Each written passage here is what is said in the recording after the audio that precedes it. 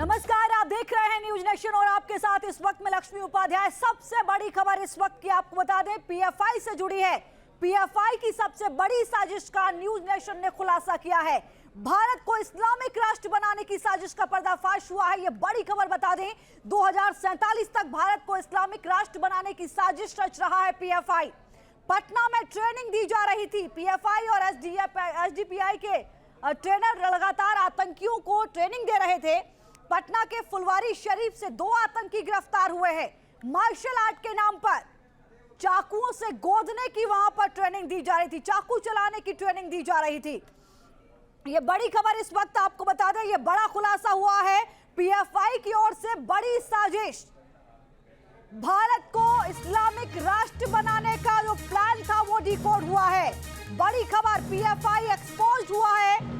भारत को इस्लामिक राष्ट्र बनाने का प्लान बनाया जा रहा है। बड़ी खबर इस वक्त आपको बता दें, बड़ा खुलासा इस वक्त आपको बता दें। बिहार की राजधानी पटना में पीएफआई की आड़ में बड़े आतंकी ट्रेनिंग सेंटर का खुलासा हुआ है। पुलिस ने छापेमारी में 2 संदिग्ध आतंकियों को गिरफ्तार किया है। उनके पास से जो दस्तावेज बरामद हुए हैं उनमें इस बात को लेकर जिक्र है, जो खुलासा कर रहा है कि 2047 तक भारत को इस्लामिक राष्ट्र बनाने की कोशिश होगी, यानी यह बड़ी साजिश होगी। इसके लिए लगातार मुस्लिम युवाओं को हथियार चलाने, धार्मिक उन्माद फैलाने और हिंसा भड़काने की ट्रेनिंग दी जा रही थी। मार्शल आर्ट के नाम पर उनको हथियार चलाना सिखाया जा रहा था। अगले 25 सालों में भारत को इस्लामिक राष्ट्र बनाने की साजिश पीएफआई की ओर से। ये जो इस वक्त दस्तावेज हम आपको दिखा रहे हैं, ये उन संदिग्ध आतंकियों के पास से बरामद हुए हैं, जिनमें साफ तौर पर इस बात का जिक्र किया गया है कि अगले 25 साल में भारत को इस्लामिक राष्ट्र बनाने की साजिश हो रही है। पुलिस ने मौके से 2 संदिग्ध आतंकियों को गिरफ्तार किया है। इनमें से एक का नाम है मोहम्मद जलालुद्दीन और दूसरे का नाम अतहर परवेज है। जलालुद्दीन झारखंड पुलिस में बताया जा रहा है, जो खबरें सामने आ रही हैं कि पुलिस में सेवा दे चुका है और हाल ही में रिटायर हुआ था। वहीं अतहर परवेज पर अगर आप देखें तो प्रतिबंधित आतंकी संगठन सिमी का सक्रिय सदस्य रह चुका है। उसका भाई बम ब्लास्ट में एक केस में जेल भी जा चुका है। अतहर खुद भी इस मामले में जमानत पर चल रहा है। इसने इस पूरी साजिश को लेकर ये जो खुलासे इसके पास दस्तावेज बरामद हुए हैं इनमें हो रहे हैं। 2 तस्वीरें इस वक्त हम आपको दिखा रहे हैं, आप देख सकते हैं। बीते कुछ महीनों में आपने देखा होगा कि कई सांप्रदायिक हिंसा हुई है, चाहे करौली हो, चाहे कानपुर हो, चाहे मध्य प्रदेश हो। इनकी बड़े पैमाने पर ये देखिए, पहला चरण क्या था, यानी एक्सपोज जो हुआ है। नीचे से जरा ब्रेकिंग को हटाइएगा ताकि पूरा ग्राफिक दिख पाए। मुसलमानों के भीतर असंतोष भड़काने की कोशिश, ये पहला चरण है। मुसलमानों को हथियारों की ट्रेनिंग देने का काम ये पहले चरण में हो रहा था। जगह जगह पर हिंसा के जरिए हिंदुओं को डराना, जैसा कि पिछले दिनों हिंसाएं सामने आ रही थी। हिंसा के लिए तलवार, रॉड्स का इस्तेमाल करना, मार्शल आर्ट के नाम पर यह हथियार चलाना सिखाया जा रहा था। भारत को इस्लामिक राष्ट्र बनाने की साजिश पीएफआई की ओर से की जा रही थी। यह पहला चरण चल रहा था और उसके बाद किस तरीके से चरण 2 को अंजाम देना था वो भी आपको बता दें। मुसलमानों को भड़काने की सबसे बड़ी साजिश की जा रही थी। धीरेन्द्र इस वक्त हमारे साथ सहयोगी लाइव इस वक्त न्यूज रूम से जुड़े हैं। धीरेन्द्र, ये बहुत बड़ा खुलासा है और क्या हम कह सकते हैं कि सिमी का पुनर्जन्म देख रहे हैं हिंदुस्तान में पीएफआई के रूप में। वो पीएफआई जो लगातार बरगद की तरह पूरे हिंदुस्तान के अलग अलग राज्यों में अपनी जड़ें फैला रहा है। डिकोड हो गया है प्लान कि भारत को इस्लामिक राष्ट्र बनाने की साजिश 2047 तक। देखिए, लगातार अगर लक्ष्मी इसको ऐसे देखा जाए कि जब सिमी का कार्डर 2001 में जब बैन लगा था सिमी पे, उसी के बाद उसका कार्डर अलग अलग तरीके से अलग अलग संगठनों में शामिल हुआ था। लेकिन सबसे बड़ा कार्डर ये कहा जाता है जो पीएफआई का है। यहाँ तक कि उसके जो कई पदाधिकारी हैं, जो उसकी पूरी साइट पर भी आप जाकर देखेंगे तो वो सिमी के कार्डर के हैं, सिमी से आए हुए हैं। तो इसीलिए ये बात तो साफ थी कि सिमी का ही इसमें कन्वर्जन था। लेकिन जिस तरह से पूरा ये जो अरेस्ट होने के बाद जिस तरह से कागजात हैं और पूरा इंटरनल जो बताती है रिपोर्ट्स, अभी ये जो सिमी इस पर सिमी पीएफआई का जो पूरा ये डॉक्यूमेंट्स है, पीएफआई का जो कहा जाता है कि पीएफआई का इसमें चूंकि नाम मेंशन है कई बार कई जगह पर, तो ये इस तरफ इशारा कर रहा है कि ये कितनी खतरनाक साजिश 2047 तक, क्योंकि इससे पहले इस पर चर्चा जरूर होती है एजेंसीज में और तमाम जगह पर कि जो पीएफआई है वो एक बहुत बड़ा कोई एक पूरा प्लान बनाकर इस बात के लिए तैयार है कि वो किस तरह से शरिया आधारित शासन के लिए पूरा तैयारी कर रहा है। लेकिन इस तरह से किसी को पकड़ा जाना, जी आप कुछ कहना चाह रहे हैं? धीरेन्द्र, मैं लौटूंगी आपके पास। अपने दर्शकों को हम बता रहे हैं कि जो खबरें सामने आ रही हैं, जो दस्तावेज सामने आए हैं, जो पुलिस के मुताबिक जानकारी सामने आ रही है, उसमें क्या खुलासा हुआ। दूसरा चरण देखिए, एसटी, एसटी, ओबीसी गठजोड़ से चुनाव जीतने की कोशिश, तिरंगा, संविधान और अंबेडकर का नाम अपने मकसद के लिए बुनाना, ब्यूरोक्रेसी और न्यायपालिका में जिहादियों की नियुक्ति कराना, ये प्लान था। इस्लामिक देशों से जिहाद के लिए बड़े पैमाने पर फंडिंग जुटाना। खबर तो यहां तक आ रही है कि पाकिस्तान और तुर्की का साथ लेने की बात है। बड़े पैमाने पर हथियार मुहैया कराए जा रहे थे। एससी, एसटी और ओबीसी गठजोड़ से चुनाव जीतने की साजिश हो रही थी। देखिए बड़े पैमाने पर किस तरीके से तिरंगा और संविधान का भी। रजनीश सिन्हा हमारे सहयोगी इस वक्त हमारे साथ जुड़े हैं। रजनीश, चूंकि आप वहां पर मौजूद हैं, जरा बताइए अब तक क्या कुछ खुलासे किए हैं पुलिस ने। जो दस्तावेज बरामद हुए हैं इन दो संदिग्ध आतंकियों के पास से, उनमें क्या कुछ प्लान डिकोड हुआ है। रजनीश। देखिए लक्ष्मी, बहुत बड़ा खुलासा है। इस वक्त हम फुलवारी शरीफ में मौजूद हैं। ये वो इलाका है जहां से वो दो संदिग्ध गिरफ्तार हुए हैं, और न सिर्फ गिरफ्तार हुए हैं, ये वो इलाका है जहां पर पिछले कई महीने से केरल से, दक्षिण कर्नाटक से, हैदराबाद से लोग आ रहे थे और यहां पर युवाओं को ट्रेनिंग दी जा रही थी। मार्शल आर्ट के नाम पर हथियार चलाने की ट्रेनिंग दी जा रही थी, किस तरीके से समाज में विद्वेष फैलाया जाए इसकी ट्रेनिंग दी जा रही थी। ये तमाम डिकोडिंग पुलिस ने की है। उनसे पूछताछ में सामने आया है, जो दस्तावेज मिले उससे बातें सामने आई है कि 6 और 7 जुलाई को, इस 6 और 7 जुलाई को यहाँ पर बैठक हुई थी और उसका मकसद था ज़्यादा से ज़्यादा लड़कों को जोड़ना, उन्हें ट्रेनिंग देना। उसका मकसद था उन्हें ये ट्रेन करना कि कैसे समाज को बांटा जा सकता है, कैसे इसे तोड़ा जाए, और ये मिशन 2047 के लिए काम किया जा रहा था। ये बड़ी अजीब सी बात है जो खुलासा हुआ है कि इनका मकसद ये था कि मिशन 2047 के अंतर्गत हमें कैसे इस देश को इस्लामिक कंट्री बनाना है। ये फुलवारी शरीफ का जो इलाका है पटना के आउटस्कर्ट्स पे है, यहाँ पर मुस्लिम बहुल इलाका है जहाँ पर गिरफ्तारियां हुई है, भीड़ भाड़ वाला इलाका। जी लक्ष्मी। रजनीश, एक बड़ा सवाल ये खड़ा हो रहा है इस पूरी घटना के सामने आने के बाद कि जो इस्लामिक राष्ट्र का जो मंसूबा है, आखिर इसको खाद पानी कहां से मिल रहा था और कहां से मिल रहा है। इस बात को लेकर क्या पुलिस आगे जांच पड़ताल करने में जुटी है।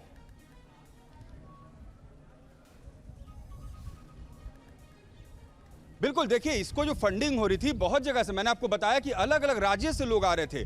केरल से, दक्षिण कर्नाटक से, हैदराबाद से लोग इस फुलवारी शरीफ में इस जगह पर आते थे, यहाँ पर वो रहते थे, ट्रेनिंग देते थे। फंडिंग ये कहा जा रहा है कि फंडिंग जो है देश के बाहर से भी हो रही थी। अब सोचिए लोग यहाँ पर आ रहे हैं, ठहर रहे हैं, लड़कों को रखा जा रहा है, उनको ट्रेन किया जा रहा है, उनको असहलों की ट्रेनिंग दी जा रही है, उनको दस्तावेज दिए जा रहे हैं, पैम्फलेट दिए जा रहे हैं, बैनर दिए जा रहे हैं, झंडे दिए जा रहे हैं। तो ये तमाम खर्च थे लक्ष्मी, इससे आप सहज अंदाजा लगा सकती है कि कितनी बड़ी फंडिंग यहाँ पर हो रही थी और फुलवारी शरीफ में सब कुछ चल रहा था। रजनीश, मैं लौटूंगी, मेरे साथ विनोद बंसल जी वीएचपी से मेरे साथ जुड़े हैं और हमारे सहयोगी लाल सिंह फौजदार भी हैं। लेकिन तीसरा चरण देखिए, जो मंसूबे थे, जो खुलासे हो रहे हैं, आरएसएस विरोधी साबित करना, यानी आरएसएस को एससी, एसटी और ओबीसी विरोधी साबित करना है, आरएसएस को अपर कास्ट हिंदुओं का समर्थक शामिल करना है, मतलब इसको इस तरीके से प्रेजेंट करना है समाज में कि आरएसएस के प्रति, ओबीसी, एससी, एसटी के प्रति ऐसा दिखाया जाए कि ये इनके समर्थक नहीं है। प्रशिक्षित कैडर के जरिए देश भर में हिंसा फैलाने की कोशिश हो रही थी,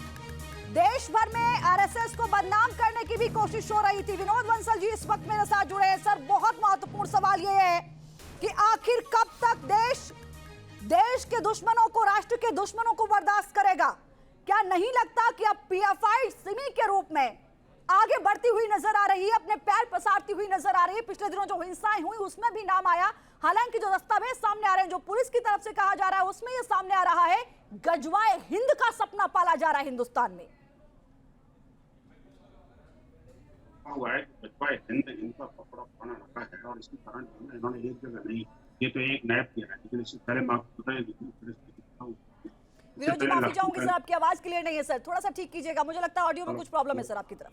हेलो जी सर, कंटिन्यू कीजिए। आवाज आ रही है? जी सर। मेरा एक सबमिशन है। देखिए मैंने अभी जब बिहार के आंकड़े निकाले तो पता लगा पिछले 1 वर्ष के अंदर लखीसराय, भागलपुर, मोतिहारी, गोपालगंज, आरा, खगड़िया, बांका, जमुई, ऐसे अनेक स्थानों पर बम विस्फोट हुए और सरकार, पुलिस प्रशासन, शासन मूक दर्शक होकर के बना रहा। ये इसमें कई जगह मस्जिद मदरसों के अंदर बम विस्फोट हुए, अनेक इस्लामिक जिहादियों के नाम इसमें सामने आए, कितनों की गिरफ्तारी हुई, कितनों पर कार्रवाई हुई और किसने जांच में क्या हुआ इसका अभी तक किसी को नहीं पता।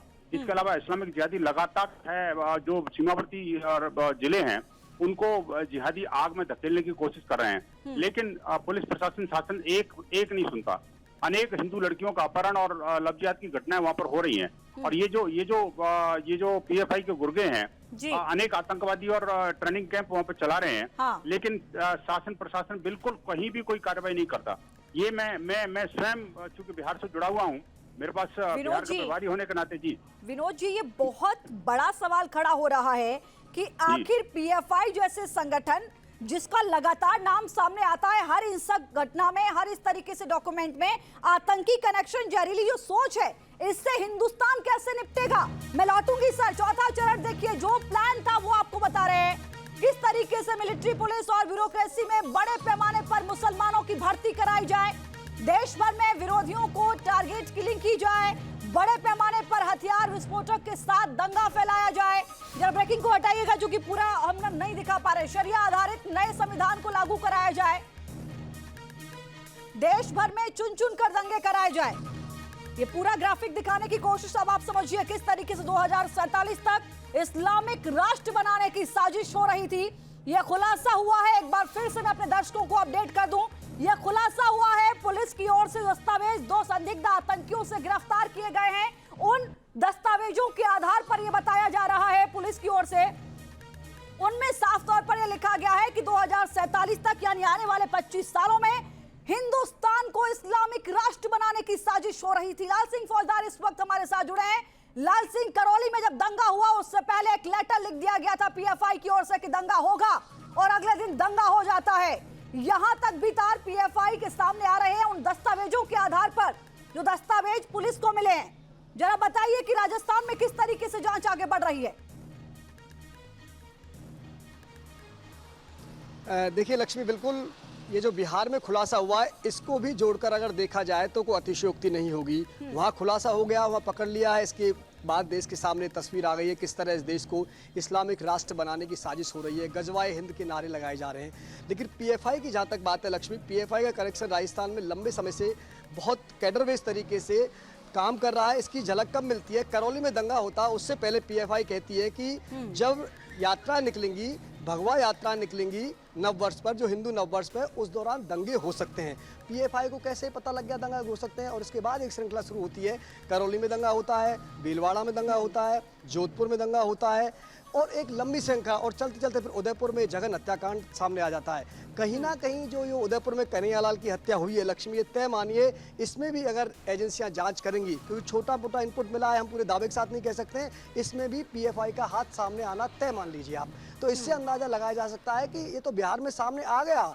लंबे समय से इस देश में इस तरह की साजिशें हो रही हैं, और न जाने ऐसे कितने स्थान हैं। अगर पुलिस ढंग से जांच करे, खोजबीन करे, तो तमाम स्थानों पर आपको इस तरह की साजिश मिल जाएंगी, जो केवल और केवल उनका मकसद सिर्फ यही होता है सुबह से शाम तक इस देश को कैसे तोड़ा जाए, कैसे उन्माद, कैसे जिहाद, कैसे कट्टरपंथ फैलाया जाए, कैसे इस्लामिक राष्ट्र बनाया जाए, कैसे जातियों के नाम पर हिंदुओं को तोड़ा जाए, धर्म के नाम पर तोड़ा जाए, राजनीति के नाम पर तोड़ा जाए, लेकिन तोड़ा जाए ताकि हम अपने उन विषैले मकसद में कामयाब हो सकें जो इस देश को बर्बादी के कगार पर ले जाना चाहते हैं।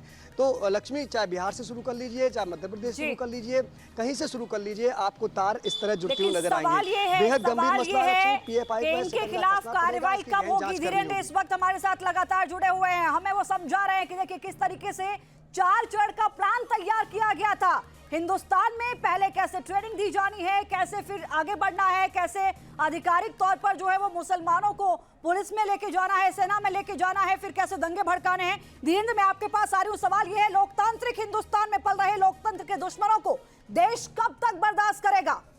क्या था इनका 4 चरण का प्लान, जरा समझाइएगा विस्तार से धीरेन्द्र। कि लक्ष्मी, सबसे बड़ी बात यह है कि देश की राजनीतिक व्यवस्था को किस तरह से इस्तेमाल करके वहां तक पहुंचना है, ये सबसे बड़ी एक पूरा प्लान्ड स्ट्रेटजी है, जो इन कागजात के मुताबिक साबित होती है कि यहाँ जो विजन है ये साफ तौर पर कहते हैं कि किस तरह से आपको ग्रीवेंसेस क्रिएट करने हैं। मतलब अगर ग्रीवेंसेस हैं भी नहीं तो आप क्रिएट करेंगे।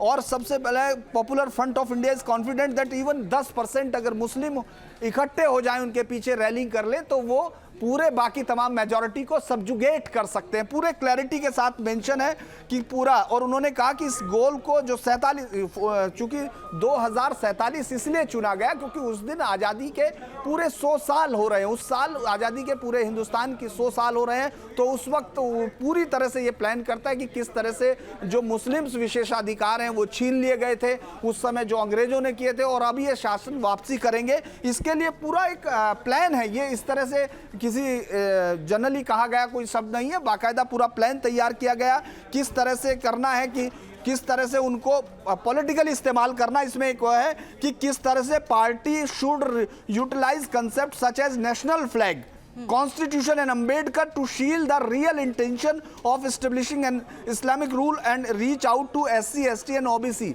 क्लैरिटी के साथ है कि किस तरह से आप उनको झंडे का इस्तेमाल करते देखेंगे, किस तरह वो कॉन्स्टिट्यूशन का, और ये सारा ट्रेंड आपको दिखाई देता है जब आप उनके लोगों से बात करते हैं तो वो इन सब चीजों का इस्तेमाल करते हैं। तो ये इसके अलावा मैं दूसरी तरफ चला जाता हूं कि किस तरह से पार्टी को फेज वाइज, थर्ड फेज में पार्टी, जो मैंने कहा कि किस तरह राजनीतिक व्यवस्था को इस्तेमाल करना है, उसमें party should gain trust of 50% मुस्लिम, यानी 50% मुस्लिम का विश्वास उसको चाहिए और 10% SC, ST, OBC चाहिए इस फेज में। इसके बाद वो कंटिन्यू एक तरीका बता रहे हैं कि कब उसको जो फाइनल स्टेज है वो एक इंटरेस्टिंग है। जो मैंने बताया कि पॉलिटिकल का इस्तेमाल कैसे करना है। The party should also gain the trust of 50% SC, ST, OBC and emerge as their representative too. उसके बाद इसको करना है once in power all important position in the executive and judiciary as well as police and army are filled with the loyal cadre। एक loyal cadre के साथ उसको, जी लक्ष्मी। ठीक है धीरेन्द्र, हमारे साथ रहिए। एक बड़ी खबर इस वक्त हमारे साथ आ रही है, पूर्व पुलिस अधिकारी रहे हैं देवसन साहब, वो भी हमारे साथ जुड़े हैं। सर मैं लौटूंगी आपके पास। बड़ी खबर, PFI साजिश पर बोले पटना के एसपी मनीष कुमार। 2047 तक भारत को मुस्लिम राष्ट्र घोषित करने का प्लान था। बड़ी खबर, आप समझिए ये साजिश किस तरीके से आगे बढ़ रही थी। 25 सालों के अंदर हिंदुस्तान को इस्लामिक राष्ट्र बनाने की बड़ी साजिश। संदिग्धों के पास से PFI के दस्तावेज बरामद हुए हैं। यह आधिकारिक तौर पर ASP की ओर से बयान सामने आ गया है। PFI के बैनर, झंडे भी बरामद हुए हैं। बड़ी खबर इस वक्त आपको बता दें, चूंकि डॉक्यूमेंट जो मिला था उसके आधार पर हम आपको जानकारी दे रहे थे, लेकिन अब ASP की ओर से बयान सामने आ गया है कि जो दस्तावेज हमने बरामद किए हैं उनके साथ साथ PFI के बैनर, झंडे बरामद हुए हैं। दस्तावेज संदिग्धों के पास से जो मिले हैं वो PFI के दस्तावेज हैं, यानी अब कहीं कोई शक या शंका की कोई भी गुंजाइश नहीं रह जाती है। पूरी तरीके से PFI एक्सपोज्ड हो चुकी है दस्तावेजों के बाद।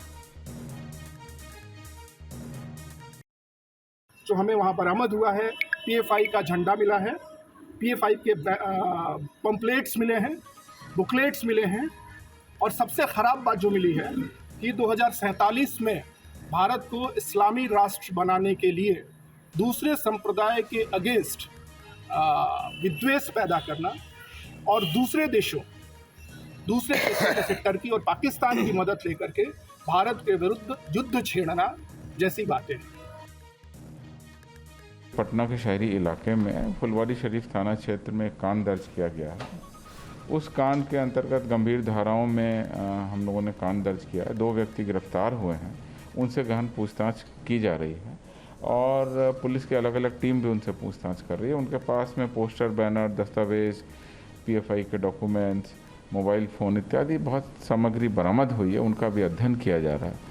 चूँकि कांड दर्ज हो गया है, वैधानिक कार्रवाई शुरू कर दी गई है, गिरफ्तारी हो गई है, तो अब पूछताछ में आगे बहुत सारी बातें आएंगी और बाकी लोगों की भी गिरफ्तारी संभव होगी। साक्ष्य के आधार पर हम लोग कार्रवाई करेंगे। जिन जिन डायमेंशंस पर हम लोगों को सूत्र मिलता जाएगा उन डायमेंशंस पर हम लोग आगे इन्वेस्टिगेशन भी करेंगे।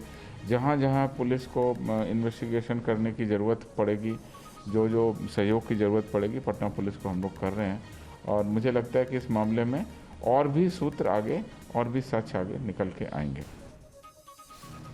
वेदभूषण जी, पूर्व पुलिस अधिकारी भी हमारे साथ जुड़े हैं। रजनीश इस वक्त हमारे साथ जुड़ रहे हैं, लगातार वो अपडेट दे रहे हैं। ASP की बात चाहिए, ASP का बयान है, गंभीरता को समझिए। ASP की तरफ से ये कहा जाता है कि जो हमने दस्तावेज बरामद किए हैं, PFI के झंडे मिले हैं, दस्तावेज मिले हैं, दस्तावेज जो लगातार हम आपको दिखा रहे हैं, जिसमें साफ तौर पर यह प्रमाणित किया जा रहा है कि 25 साल के अंदर हिंदुस्तान को इस्लामिक राष्ट्र बनाने की बड़ी साजिश की जा रही थी और इसके लिए मदद लेने के लिए पाकिस्तान और तुर्की का सहारा लेने से भी पीछे नहीं हटा जा रहा था। रजनीश, क्या मैं कहूं कि इस फुलवारी में आतंकी अड्डे लगातार फल फूल रहे थे?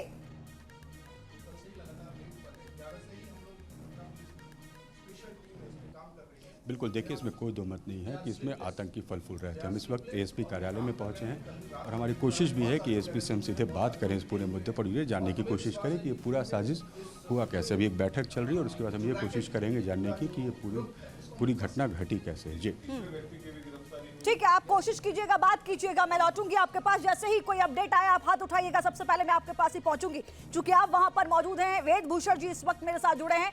सर, सबसे अहम सवाल, सिमी को बैन करने के बाद क्या पीएफआई सिमी की तरह ही पुनर्जन्म के रूप में उभर रही है, जिसका एक ही टारगेट हिंदुस्तान को इस्लामिक राष्ट्र बनाना? 25 साल में दस्तावेज इसकी गवाही दे रहे हैं।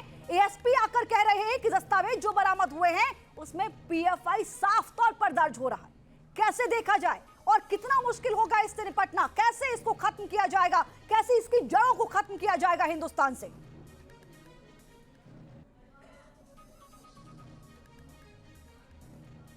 सर म्यूट है, जरा सर म्यूट हटाइएगा, म्यूट है आपकी तरफ। वेदभूषण जी, आपको ध्यान होगा दिल्ली के अंदर दंगे हुए थे सीए एनआरसी का, एक बहुत डेडली कॉम्बिनेशन पीएफआई के द्वारा जो मुस्लिम समुदाय और एससी एसटी को इकट्ठा कर दिल्ली में दंगा कराया गया था।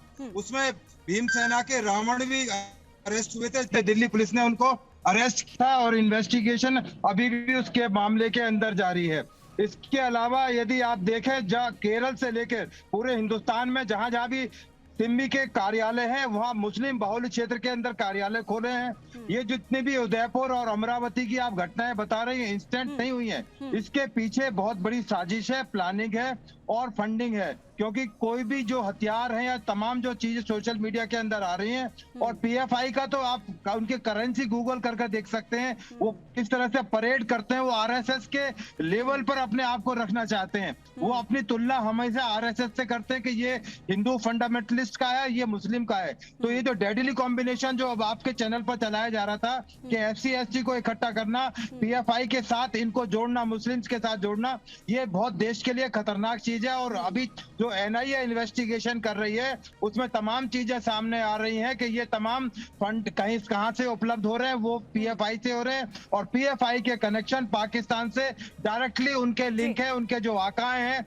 वहां से उनको बाकायदा ट्रेनिंग देते हैं, वहां से सामान मुहैया कराते हैं, वहां से आइडियोलॉजी दी जाती है, वहां से उनके हैंडलर वहां पर बैठे हुए तमाम चीजें उनको हैंडल करते हैं। हिंदुस्तान में आकर वो इस तरह की चीजों को सरंजाम देते हैं। ठीक कहा सर आपने। मैं लौटूंगी। विनोद बंसल जी लगातार मेरे साथ जुड़े हैं। सर, पिछले कुछ महीनों में आपने देखा सांप्रदायिक जो हिंसाएं हुई करौली से, चाहे आप कानपुर की बात करें, चाहे दिल्ली की बात करें, चाहे आप एमपी की बात करें, तमाम जगहों पर जो हिंसाएं हुई उसमें भी नाम पीएफआई का सामने आया। हालांकि जांच चल रही है।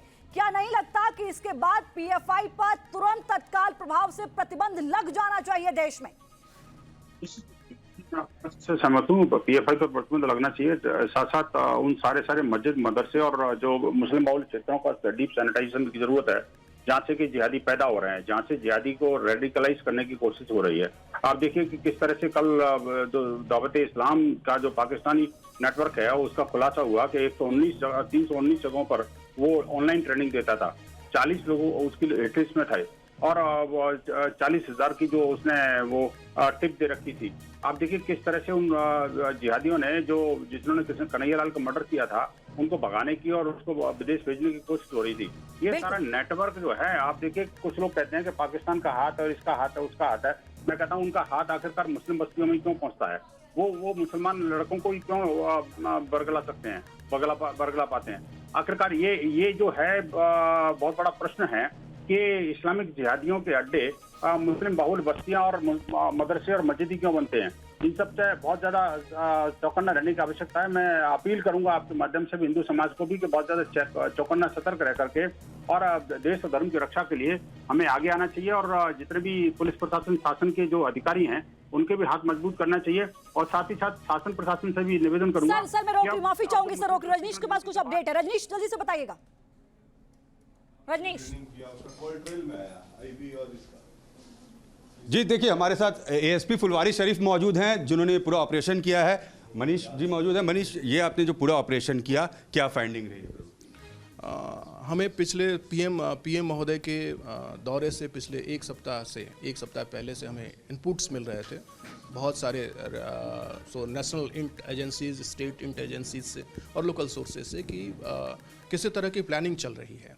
हम लोग उसको साइंटिफिकली और टेक्निकली वेरीफाई कर रहे थे और हमारे जो लोकल सोर्सेज हैं ग्राउंड पे उससे हम लोग उसको डबल क्रॉस कर रहे थे। तो फाइनली हम लोगों ने पाया कि ईशापुर नहर के पास जो जगह है वो घेटों में है। चारों तरफ जो जगह है एक तरह से दूसरे लोग वहाँ बहुत कम ही जा पाते हैं। तो वहाँ पे एक घर है मिस्टर जलालुद्दीन का, जो झारखंड पुलिस से रिटायर्ड सब इंस्पेक्टर हैं। उनके घर के दूसरे तल्ले पर, जो इन्होंने बताया है पिछले 2 महीने से, लेकिन हमें शक है ये पहले से चल रहा होगा। पिछले 2 महीने से एक अतहर परवेज जी, जिनका पास्ट बहुत ही कलंकित रहा है, he was active member of Simi, और सिमी के जितने लोग हैं सिमी के रिलेटेड केसेस के, बिहार के स्पेशली, उन सब लोगों के ये बेलर रहे हैं। और इनके अपने खुद छोटे भाई मिस्टर मंजर परवेज, वो सिमी के केस में बिहार से जेल जा चुके हैं। तो इनका बहुत ही हेवी लिंक है और ये बहुत, जिनसे बात करने से हमें लगा ये मतलब वो बहुत रेडिकलाइज्ड हैं। और इन्होंने वहाँ पे बाहर के लोगों की मदद से, बाहर के लोगों में अभी तक हम लोगों ने तमिलनाडु, केरला और झारखंड और वेस्ट बंगाल का लिंक स्टैब्लिश कर लिए हैं। वो लोग यहाँ आते थे और यहाँ के वो युवकों को और बाहर के लोगों को पहले तो आइडियोलॉजिकली रेडिकलाइज करते थे और रेडिकलाइज करने के बाद उनको मार्शल आर्ट के नाम पर आर्म्स की ट्रेनिंग देते थे। और उसके बाद ये लोग कहते थे कि आप लोग फैल जाओ और जैसे ट्रेनिंग ऑफ ट्रेनर्स, फिर जा करके और लोगों को तैयार करो। मकसद क्या था इनका? आपने कहा एक दस्तावेज है जिसमें ऑपरेशन 2047 मिशन लिखा हुआ है। हाँ, एक हम लोगों को उनके ऑफिस में भी, मिस्टर अतहर परवेज के घर पे भी, और कल हमारे जो लगातार रेड्स हुए हैं वहाँ भी, एक पीएफआई के और भी जो ऑफिसेज हैं वहाँ पे एक विज़न 2047 एक डॉक्यूमेंट्स रिकवर हुआ है। ये डॉक्यूमेंट्स तेलंगाना पुलिस ने आज से 3 महीना पहले भी रिकवर किया था और वहाँ केस हुआ है। अभी मेरी एसपी इंटेलिजेंस तेलंगाना से बात हुई तो इन लोगों का मकसद था कि 2047 तक हिंदुस्तान को इस्लामिक राष्ट्र में कन्वर्ट किया जाए।